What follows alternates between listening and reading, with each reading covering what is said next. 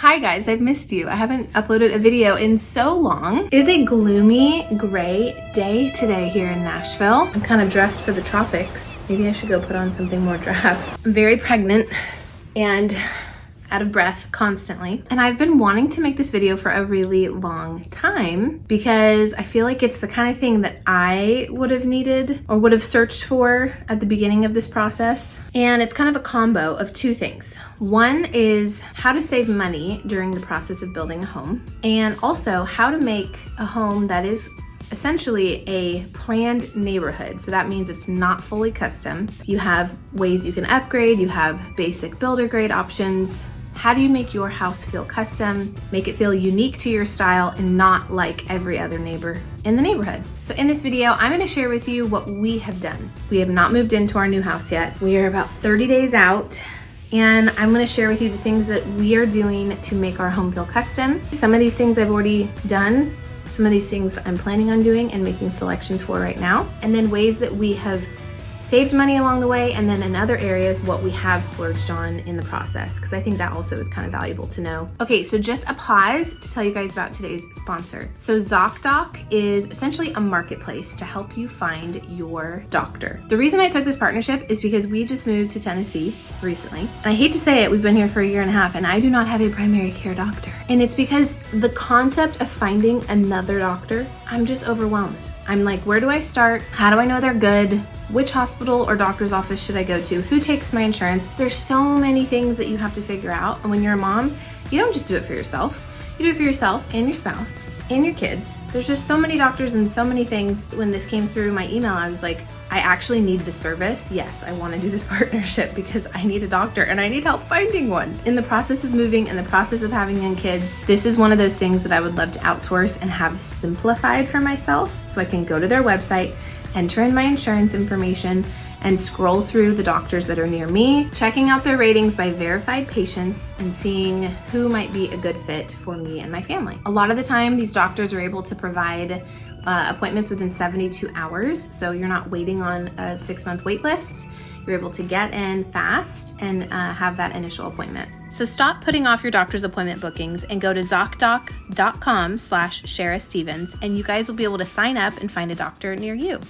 There are many different kinds of new build planned communities. I would say ours is not the most affordable or like entry level, but it's certainly not the most expensive or luxury. We're like kind of right in the middle, where there are certain luxury items. Like in our new build, what's included, one of the things that I feel is kind of luxury, our cabinetry in the kitchen goes all the way to the ceiling. It's also under cabinet lighting is included. That wasn't something we had to upgrade. So things like that make it feel a little bit more luxury, but it's not like to the nines where the things that I'm upgrading are like so frivolous. They're still legit things. So when it comes to lighting, and you're in a new build that's a planned community, they will give you a booklet that you can pick your lighting from. Someone like me kind of hates that because I am restricted on what I can pick from. It wasn't all bad. There were definitely some basic builder grade options, and then they recently have added a couple brands that I really love. They don't have everything from those brands. They had like 5 different chandeliers or pendants or whatever. And normally with a new build, you are given a certain amount of money, like a lighting budget for your house. So I would say the first thing that I recommend is use up that lighting budget, because if you don't use it, you lose it. It's not like they give it back to you, but don't go over your lighting. Now, how should you use your lighting? Well, I went through the booklet and I just looked through and I thought, well, I think all of these things, these are the ones that I like. I kind of like circled the ones that I thought were palatable or that I thought, oh, this is actually really cute. Sorry, I am 35 weeks pregnant, so I'm gonna be out of breath this whole video. And once you kind of pick the things you like, you start having to go through, okay, I need a light fixture in the bathroom. I need either a fan or a chandelier in the office. I need some pendants in the kitchen. Well, in our neighborhood, our option, I didn't like any of the pendants that they had to offer.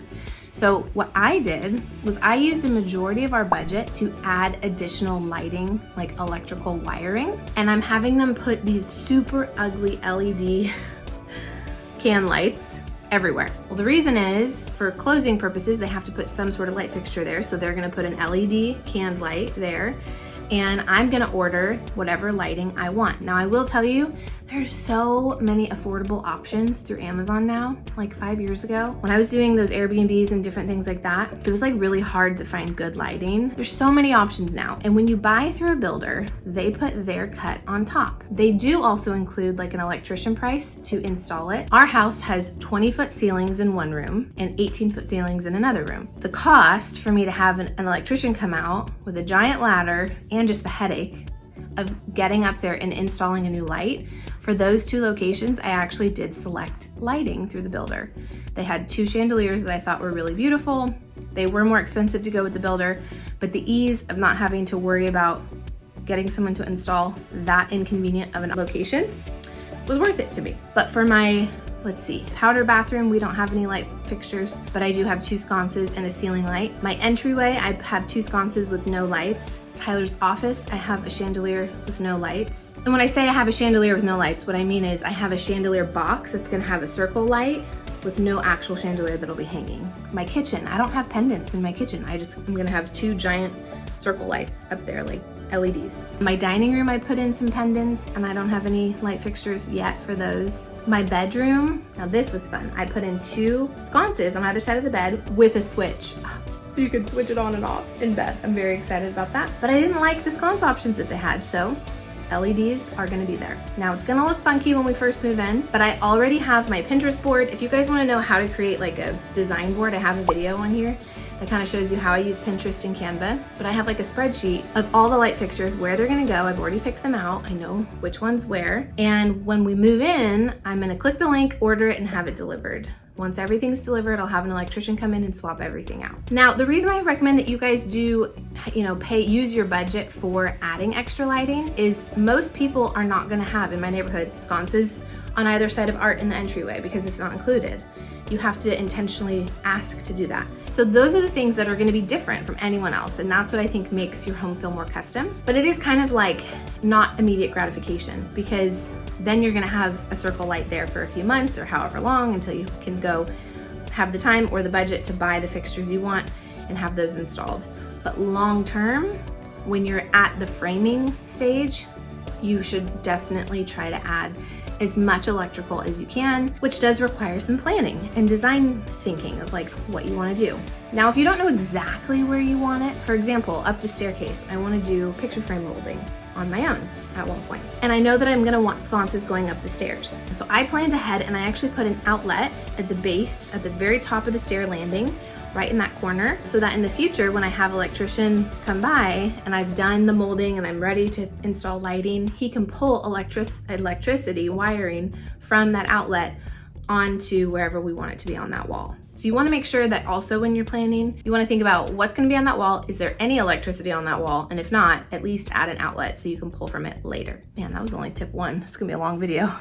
Okay, the next thing that we did to save money and also make our home feel a little more custom was we're gonna be upgrading some of our plumbing fixtures after the fact. Normally you have the option to upgrade from either like a chrome or a brushed nickel to either black or a brass option. And with our home, certain rooms, like the guest bathroom and our master bathroom, we did an upgrade to have gold plumbing fixtures in those bathrooms. Now for our kitchen, I wanted a widespread faucet. Well, our builder only offers a single center hole faucet, which means I'm gonna have to have someone come out and drill additional holes. Now, something to think of if you do want a widespread in your kitchen, if they do install a center hole, a widespread, if you do the bridge faucet, which is what I'm wanting, a lot of the time is just 2 holes on either side. Well, now you're gonna have a center one. They do make bridges that have a third option, or you can do what I'm gonna do, which is make that second or that middle thing a button for the garbage disposal. So upgrading your plumbing fixtures is definitely something that is gonna make the space feel a little bit more custom, especially if they're different than anyone else in the neighborhood, because the whole neighborhood has 3 options: silver, black, or gold, and they all are the same look, like style. And honestly, save money. Like, I remember the gold option for ours was like $1,500 to upgrade, and it was ugly. I'm sorry if any of my neighbors are watching this, but it wasn't like cute. It wasn't like it didn't feel the vibe I wanted. It just felt like a basic Home Depot option, way marked up. And so when I go to Etsy, I can find a custom, yeah, it's from Marrakesh or from some random country and might take a month to get here, but it's like hand welded brass. And that's exciting to me. That's what makes the home feel beautiful and unique and special. And it was only $600. From $1,500 to $600, I'm actually saving money by getting the fancier one. So you see what I'm saying? You have to do the research. You have to look into what's it gonna cost. Whenever you see it on that book and you're selecting things, Google either the brand to see how much they're marking it up, or just look at, okay, what style do I actually like? Now, if the one from Etsy was $3,000, I wouldn't have done it. But the fact that it was cheaper and it's actually what I want, it's worth it to do the random silver one they're gonna give me, delay the immediate gratification, kind of be annoyed by like, this doesn't match with my vibe for a few weeks or months, but eventually get what I want in the end. Number 3, the third thing that we're doing is a lot of my tile selections. So for the bathrooms, this house has 4 bathrooms, and a lot of the tile selections for the floor and the shower, I tried to do builder grade or what was included. Sometimes your builder's gonna have awesome options. Sometimes they're gonna have super basic options. I would say going with basic floors, and if you are gonna upgrade a tile, do it on the shower walls, especially if you can take it all the way to the ceiling. That's gonna give you a little more pizzazz, whereas like most of the time on the floor, you're covering it with bath mats. So I wouldn't worry about that. When it comes to flooring though, something we did splurge on to make ours not necessarily feel custom, because it's something the builder had, so other people will have it, but we made sure to upgrade to the hardwood option. So we have engineered hardwood, which is technically hardwood, but it's planked. So the top layer is legitimate hardwood versus LVP, luxury vinyl plank. So luxury vinyl plank has come a long way in recent years. And I would say a lot of people will probably criticize my decision because I do have a dog and young children, and it is more scratch resistant, and it is also a little more water resistant. But here's the thing. I have a weird thing about sound of floors, and everyone installs it differently. Our particular builder floats LVP, which means when you walk on it with any sort of high heel or just shoes in general, it sounds very hollow, versus when they glue it straight to the ground, the sound feels a little bit more muffled and like real. To build a home from the ground up for where we are, it was a high priority for us to have the floors look like real wood and be real wood. We did upgrade, I think, one bathroom, the kids' bathroom, which is kind of a silly bathroom to do, but I really wanted this blue wall tile and this green flooring. And so we did, but everything else I think was builder grade, which means it was included. It was one of the included options. It wasn't an upgrade for tile. And the only thing we did upgrade was our flooring for the main house. The other thing is that's a really big thing to upgrade in 10 years, to redo all of your floors if you wanted to eventually get there. I don't know, it just seems like a really big, heavy thing. And and it's also expensive. So you have to also look at, okay, are we gonna have the cash to spend $20,000 or more upgrading our flooring? Or do we want to bake it into our mortgage and just do it from the start? That's a whole other video. But we did save money in the bathrooms, in the laundry room, and things like that, and then splurged on the hardwood in the whole house. Number 4, we did not upgrade our laundry room. That was an option to add kind of fancy or additional cabinetry and organization in the laundry room. And as much as I want this like dreamy laundry room, that was an option where I just did what was included, which is one set of cabinets. And after the fact, I know, and you guys would know this too if you followed my videos, there's places like RTA, ready to assemble cabinetry. I can order myself, I can build myself, or I can have Tyler build them and install them fairly inexpensively and get the look that I want after we close. Just remember, anytime you do an upgrade with a builder, it's going to be more expensive than it would be if you did it after the fact, with the exception of a few things.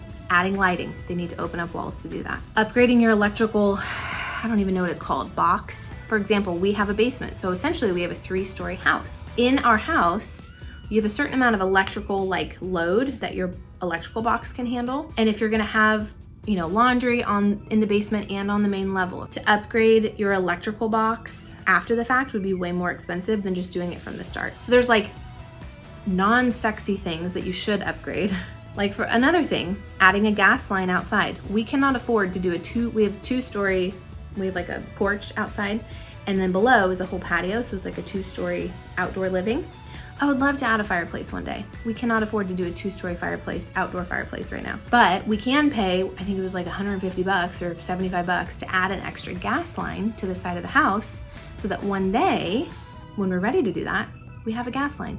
Adding a gas line in 5 years is gonna be way more expensive, I don't even know if it's possible, than just doing it from the very foundation of the house when everything else is being built. So our fireplace it's usually a big area that you can upgrade. Fireplace and molding. We didn't do any of that with the builder. So our fireplace is gonna be very basic to start. It's painted kind of like a taupey gray and it has one little small wood mantle. Eventually, I would love to add stone and stone it all the way up. Our builder only offered tile and I didn't really, or like a wood, slatted wood all the way up. And I didn't really like the look. And it also would be very expensive to do to do stone. That is something that I really wanted to invest in, and that will take saving. Something like wood trim. Our builder offered, like if you wanted coffered ceilings in one room, or if you wanted wainscoting in the entryway, those are all very easy to do on your own. Now, depending on what your builder would charge, ours was charging kind of a higher price, and we can add all that stuff later. And I didn't even want that style. I wanted the picture frame molding, if you guys know what that is, up the staircase, and that wasn't even an option. And so delaying the gratification of not having it perfect when you move in, but knowing we can either do this ourselves after, or we can hire. Most of the time it's gonna still be cheaper if it's not electrical. Electrical is the exception, but most of the time it's gonna be cheaper. You can find more affordable labor after the fact to do some of those creative things. Also, adding wallpaper. Adding wallpaper makes your home feel so cozy and custom. So it's just a really fun, special way to make your space feel unique and different. Like glue wallpaper, I kind of want to try it on my own because I've seen lots of people do it and some people say it's easier. Oh, the other thing I didn't mention, sorry, is adding hardware. That's a really easy way, and there's so many good options on Amazon or some affordable places like that, but adding different hardware is gonna make your home feel so custom and so different, and that is something that I'm looking forward to doing. Now, our house is almost ready. 30 more days until it's ready. I might do like a little walkthrough coming soon. Right now, we don't have floors in, but we've painted. We've got our cabinets in, we've got tile in, we've got a lot of that stuff in, so I can show you up to that point. And then I don't think I'm gonna really show you guys again until we've moved in. But remember, when we move in, the house is not done. Like my final walkthrough won't be for a little while. I'm also having a baby 8 days after we move in. So my plan is just to have a roof over our heads before we welcome this child into our family, and maybe unpack some boxes and then chill for a minute. And then we will get to it and have so much fun doing all the little small things. But it's gonna be good. It's gonna be ultimately what I want in the end. It's gonna take more time, but I think that's just real life. Not all of us get to do everything we want in a final install. The average person doesn't get to do that. And once I get to that point, adding all these things I've been talking about, I will take you guys along and share how that's all turning out. Thank you guys so much for watching. I hope that this was a helpful video. Just, yeah, stay tuned. We got a lot coming in the next 30 days. A baby, a move, a new house. It feels like Christmas, honestly. There's just so many fun, exciting things. And I'm excited to take you guys along for that journey. Thank you for watching. If you're building, good luck. Hopefully these tips will encourage you to make smart choices and creative choices. Go ahead and find that video about making your design board and doing all that and making this feel like your home in a custom, beautiful place that you get to live. Okay guys, love you. Thank you for watching. I will see you next time. Bye.